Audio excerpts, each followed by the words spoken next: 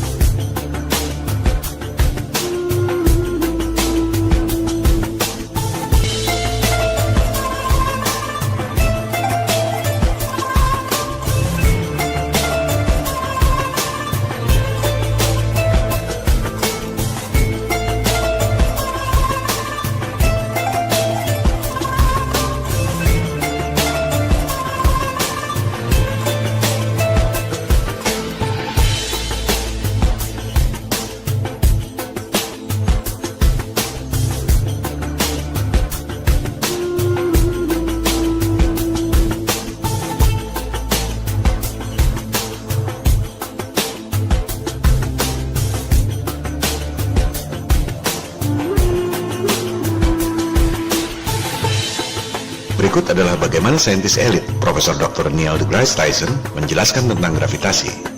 This is called gravity. No, Professor, your microphone fell because it's heavier than air. It's density. If you call it gravity, then what do you call this? Anti-gravity? The Earth isn't flat. Why did you go educate your mouth? La la la la la la la la la la la.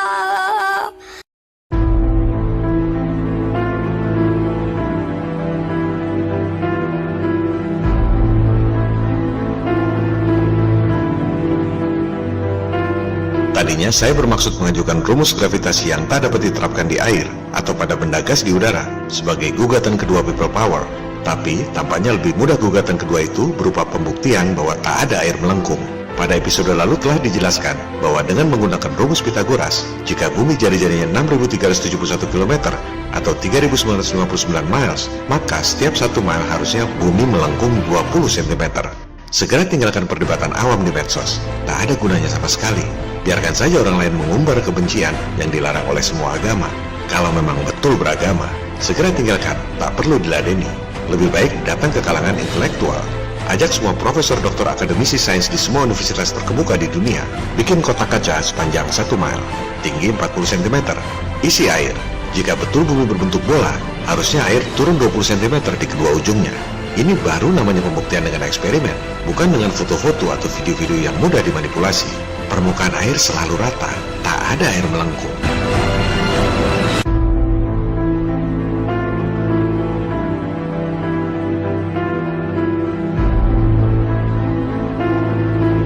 Pembuktian dengan eksperimen bahwa tak ada lengkungan air pada kotak kaca sejauh 1 mil ini membuktikan bahwa foto-foto dan gambar-gambar bumi bola seperti ini adalah hoax. Mereka akan selalu mengajak debat kusir tanpa angka. Strategi kita terus arahkan pada angka. Contohnya seperti hinaan Profesor Dr. Neil deGrasse Tyson ini. The Earth looks flat because, one, you're not far enough away at your size. Two, your size isn't large enough relative to Earth to notice any curvature at all. It's a fundamental fact of calculus and non-Euclidean geometry. Small sections of large curved surfaces will always look flat to little creatures that crawl upon it. My turn. Hey Professor, do you know Pythagorean formula? What you quote as non-Euclidean geometry is this very simple equation. You should see Earth curvature approximately 8 inches per mile. You should see it with your naked eyes. You pretend you don't know, or you just too dumb to talk with numbers. Ini adalah sekedar contoh bahwa kita nggak perlu takut dengan saintis elit dari universitas manapun di dunia. Kita tentu bicara sopan, tapi kalau dia membuli, kita pun punya intelektualitas yang cukup untuk membalas bulian mereka. Sebab, untuk ketiga gugatan ini, kita tahu betul apa yang kita bicarakan, dan kita tahu persis mereka nggak bisa jawab.